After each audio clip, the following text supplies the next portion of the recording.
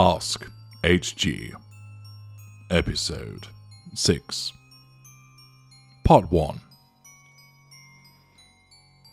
Hello, I'm HG Tudor.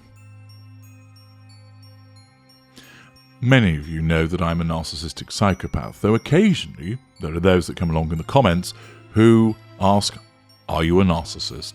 Despite the fact that I make it extremely clear. I provide you with unrivaled information about narcissism, the narcissism dynamic, how you deal with narcissists, what's going on in our minds, why we do the things that we do. I provide you with a range of consultations and detectors and a massive depository of work found in the Knowledge Vault and also, of course, my videos. I provide you with a huge amount of material with no charge, gratis, diddly squat, free. And you really ought to show your gratitude in that regard, with super thanks. It's quite some time since I did an Ask HG, such are the demands upon my time. And I thought it's about time that I got back to answering some of the questions that have built up since the last episode last year. And we start, first of all, with the question, Dear HG, I have a problem. I've spilt red wine on my white blouse, and some of it also went on my white carpet. Oh dear. That comes from Tabitha from Basingstoke.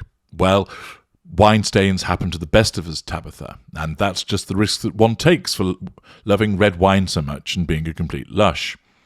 Be it on a tablecloth, a carpet, or your shirt in the midst of a good time, wine may spill, and you may have to deal with cleaning it up. But the good news is, spilled wine needn't cause you to want to blow your head off with a shotgun. First of all, let's deal with the question of your white carpet. Salt is great here. As soon as you stain your carpet with red wine, blot as much of it as you can with a paper towel, and then cover the entire stain with salt until you can't see the red wine stain anymore. Let the salt soak into the wet stain, and then dry. As the salt dries, it should suck up the stain, then simply vacuum everything up. With regard to your clothing, cover the stain in white vinegar, which neutralizes purple and red pigments. Immediately after applying the vinegar, rub in liquid detergent, then launder in hot water. The stain should lift. We then turn to Barry, who, rather amusingly, is from Barry Island, and he explains, Dear HG, I have a particularly embarrassing problem with my miniature schnauzer, who is always engaging in mounting strangers when they come to the house. What can I do about it? Well, mounting, thrusting, humping, and masturbation are normal behaviours exhibited by most dogs. Dogs masturbate in various ways. They mount and thrust against other animals, people, and objects, such as wadded-up blankets, dog beds, and toys. Often, however, they just rub up against people. This, of course, is something that many people find both irritating and embarrassing, particularly when the vicar has come round for tea and biscuits. If your dog mounts infrequently, and it isn't bothersome to you, other people, or other dogs, then it's not necessary to stop his entirely natural behaviour. But if it does bother you, or it's causing you to be on the cusp of being kicked out of the church's social club, then try to distract your dog. If you can, get his attention before he starts mounting or masturbating. Some dogs display amorous-looking behaviour before mounting, for example, buying a bouquet of red roses, or playing Barry White. Therefore, you need to notice this, and also, if the dog starts to pant, lick, whine, paw, or rub against the person, dog or object, he may soon start to hump. If you see your dog performing any of these behaviours, or if you see him start to mount someone or something, toss a toy, play a game, give your dog a chewy, or ask him to perform some previously learned basic obedience skills. If all else fails, get a stick and shove it up his arse. Nothing makes a dog turn around faster than a stick being applied to the yitter. Now, with that bollocks out of the way, let's get down to the serious business of answering your questions about narcissism. I take them as they come. So quite simply, I've not read them in advance. I'm just going to scroll through the comments section to the previous episode and pick them out as they come and provide you with the answers. And we kick off with Brenda Maylett, who tells me, HG, I will not be listening anymore. Thank you. Well, that's fine, Brenda. I'm very pleased that you're not listening anymore at all, because I don't like your name. Madeline Hodges asks, you're an actor, Hugh Grant. No, I'm not. Ryan Grundy asks me, are you from Westport, Connecticut? No, I'm not. KT1PL2 asks, I'm wondering, you have a dom-sub relationship with your girlfriend? Yes, I do. Entertainment TV asks, I'm just curious, are you a school lecturer, professor, or were you once one? You sound like you are one. Well, of course I'm an educator. I provide you with brilliant information about narcissism. But, no, I'm neither school lecturer, doesn't pay enough, or professor, doesn't pay enough. And I do much more exciting things. Not that those aren't valuable roles, of course. The provision of education is hugely important. But I don't really have the patience for it either. Ryan Grundy asks me, HE, why do you not want to change? Why should I? I'm hugely effective as I am. What should I change? I know there are those that think I should alter my behaviours because I do so-called nasty things to other people, but you have to remember they deserve that, and I only do those things in order to acquire the prime aims. It's self-preservation and self-promotion. There is no need for me to change whatsoever. What I do so most effectively. Real Data writes, I think one of my children is a greater ultra narcissist. Well, won't be an ultra, there's only one, you're listening to him. It's working for him in his life. As an HG-educated path, I think you mean empath, how can I support him in further monetizing his X-ray vision? Well, narcissists don't have X-ray vision, Real Data. Try and keep taking the medication. I hope it works out for you. Isabella Jones asks, are you a Virgo? Virgo is ruled by Mercury, which is HG on the chemical table of the elements. You're right on both fronts. Well done. Have a lollipop. LJH asks, what is wrong with people? Why do you, callers and commentators, keep fawning over this man and feeding his colossal ego? It's because they enjoy the interaction, LJH. It's because I provide them with information that saves lives and livelihoods, LJH. It's because my information is better than anybody else's, LJH. And you're just a sad and ever so lonely individual who's massively envious of the fact that I have a very successful channel and blog and a brilliant array of material, and of course this beautiful, delicious, velvety voice.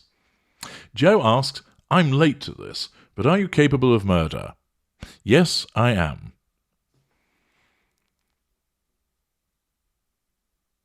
Marvin Edwards asks, Veronica Bertie, current wife of Andrea Bocelli, is she a narcissist or not?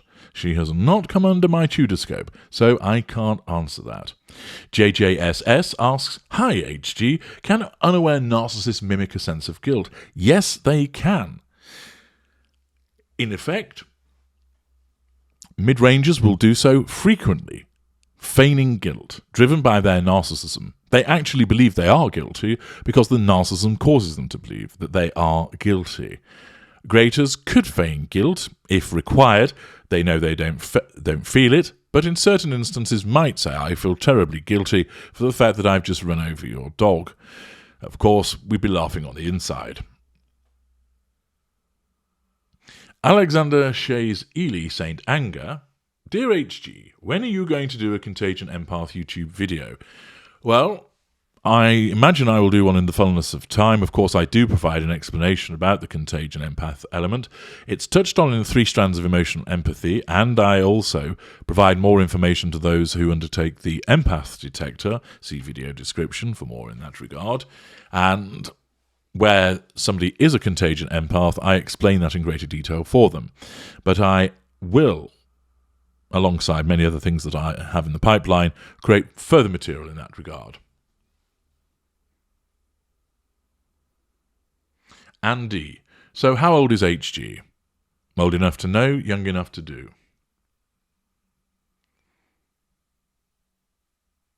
Entertainment TV. HG, I know this is a sensitive question, but you said you were abused as a child by your mum, right? Correct, yes, that's right. She's a mid-range narcissist. And you said your dad took your siblings away from your mum because she's narcissistic. Well, no, I didn't actually say that. What I said was that he afforded them a greater level of protection than he did for me. And then Entertainment TV asked, and for some reason he felt you could cope. Yes, he did. Why is that? Is it because he didn't love you enough, or were you still young that you needed to be in the care of your mother as of that time? No, I understand why you're thinking that. It was quite simply the case that he had formed a view that I was capable of defending myself. I suspect that it was linked to my behaviours, and he saw something different about me. He won't have known that it was my psychopathy, but I think that's what he identified that caused him to believe that I was capable of defending myself. But of course I was just a small boy, and therefore I wasn't in a position to defend myself because I had no economic power, I didn't have the physical strength to do so, and I didn't have the knowledge of the world as well. However, as you know, all of that soon changed.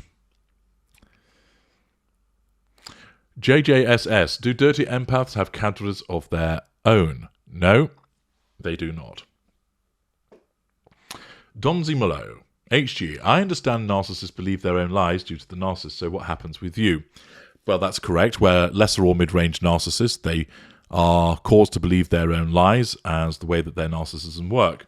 With me, I know that I lie. I can tell a lie so utterly convincing because my skill set is such, and I have no guilt, remorse or conscience, and therefore it doesn't trouble me to tell a lie. Remember, those that say that narcissists lie all the time don't understand narcissism.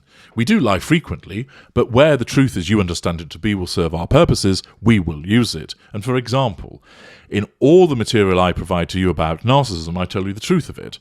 There's no need for me to lie. Indeed, it benefits me to tell you the truth of the way that my kind function and operate. And if you'd like to understand more about the use of the truth and non-truths, i.e. lies, listen to the excellent video, The Truth, the Half-Truth and Nowhere Near the Truth. Carol Clowes asks, is my question too late? No. I am Marston Blocked the sociopath. He can only reach me at home. How likely is he to seek revenge? He has new supply. And thank you, Tom Muggeridge, for writing underneath fuel. Supply is such a shocking word. Ought to be banned. How likely is he to seek revenge? Well, it's difficult for me to say, Carol, because you don't furnish me with enough information. More usually, it's not about revenge. It's more about the fact that you kick the hornet's nest and you keep getting in the face of the narcissist. So the narcissist asserts control over you, sometimes benign, often malign, where the narcissist has moved on to somebody else. They want you to stay the fuck away because you're problematic. In order to answer this question properly and accurately, you really ought to organise a consultation. Winter Rose. Hello, HG. You said most people you know wouldn't be listening to your videos. Anyway, when I asked if you were concerned about people recognising your voice, should I be offended? No, because you don't know who I am. Stop trying to be clever. Vera Mia. Do you think Lenny Kravitz might be a narcissist? I think he might be an ultra. Correct me if I'm wrong. I will correct you. He is not an ultra. Naughty and Nice. Do you actually bake, HG? What do you mean? Are you saying that I'm kind of doing some illicit baking? Is that what you're hinting at? Are you suggesting that I'm some kind of Walter White character? The short answer to that is no. And you ask, as in the real baking, what you mean cakes and things? No, I find that kind of thing utterly tedious. I know many people get orgasmic about the fact of bashing out a Victoria sponge or getting involved in some kind of banoffee pie, but I'd rather see David Lee Travis play Macbeth than engage in baking. If you enjoy it, good for you. I don't. Andrea Royd. When will you do Series 15 on Harry's wife, Duchess of Sussex? Well, look how far we've come since then, Andrea.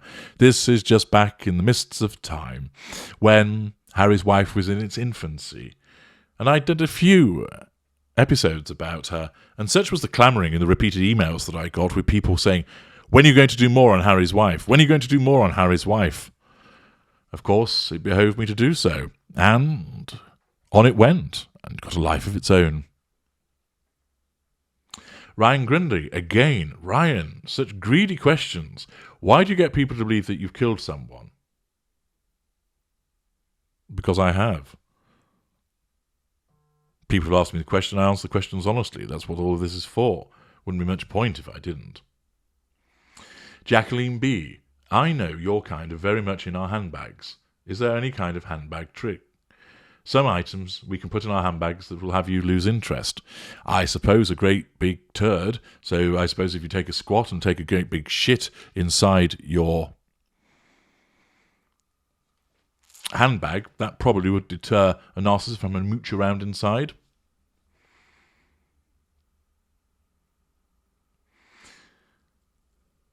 Yellow Orange Red asks, do you think Charles Dickens was a narcissist, or was he just a very damaged person? He was a narcissist.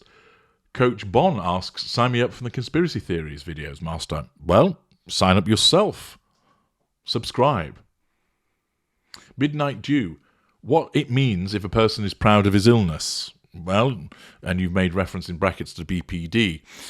As I've explained in the video, the borderline, some people that are diagnosed with borderline misdiagnosed and it's post-traumatic stress disorder. Many other people are actually narcissists, and I encourage you to listen to that video. If somebody is stating that they're proud of that diagnosis, that's a narcissist. Cheryl Grabowski says, superb. Thank you very much, Cheryl. You're absolutely right. JD, why do you really want to help empaths? Does it pump your pedal, and can we parachute you in to save Harry by taking Harry's wife off his hands? Well, the reason I help empaths is quite simply, it entertains me to weaponize empaths against narcissists. There's no honor amongst narcissists. I don't owe them any obligations or duties or kinship or friendship. And it's part of the extension of my legacy, as I have explained elsewhere. At some point, I will shuffle off this mortal coil. That's it, game over for your glorious narrator. It's a long way away, but it will come. And at that point, that's the ultimate threat to my control. I will no longer exist in this wonderful flesh encasement that I have here. And therefore, when old Grim Reaper comes, brandishing his scythe, I can say, go ahead, make my day, but I'll live on. And I will do so through the legacy that I have created, which is gaining more and more momentum each day, and as a consequence of your excellent offices as my viewers. And it's so important of you, and I do appreciate it, that you recommend my work elsewhere to people who need help, that you place it in forums, that you share the videos, and so forth. There's so many more of you than there are of me, and therefore you sharing it ensures that the people that really need this assistance get it. So it's fundamental that you engage in this. JJSS asks, thoughts on bipolar disorder? Well, within the sphere of narcissism, it's often individuals believe they've been diagnosed with that when they're actually narcissists. Alamrak S. Mr. Tudor, do you have any other talents that you've not mentioned to us? Absolutely lots of them. For example, do you know how to play any musical instruments? Yes, I can play the piano and the willy banjo. Sylvia Laneley. Following the question, are you an investment banker? No, I thought more like a stockbroker. No, but I do have an extensive stock portfolio. Ben Childers, what is the narcissist female's thoughts after the victim gets in impeccable shape after the disengagement? Well, it very much depends whether you getting in impeccable shape, Ben, comes to the attention of the narcissist. If it doesn't, the simple answer is the narcissist doesn't think anything at all. And remember, the narcissist, of course, has moved on, disengaged from you, and will invariably, in most cases, have obtained, dependent on the basis of the disengagement, and listen to my video, the 5 disengagement triggers, to understand more in that regard, will have gone on and got somebody new instead. And in those instances, by having got somebody new instead, they won't really be focused on you. If they happen to see you looking buffed and ripped, you're likely to be painted black because the narcissist disengaged from you. You became an unreliable appliance, and therefore you were jettisoned. And therefore the fact that you look fantastic is looked at through that lens of black. So the narcissist doesn't go, ooh, look how chiseled he is. Look at that washboard stomach. Look at the guns on that chap there. He's been doing the curls for the girls. No, not at all. The narcissist simply looks at you and thinks, vain bastard, he's been working out, and then carries on. It goes on their way. And the reason is because you're being viewed through the lens of being painted black. Well, an interesting selection of questions there for part 1 of episode 6. I'm now going to go and take a glug of something cold and wet in order to soothe the very hard-working throat of your glorious narrator, and I will be back presently with part 2.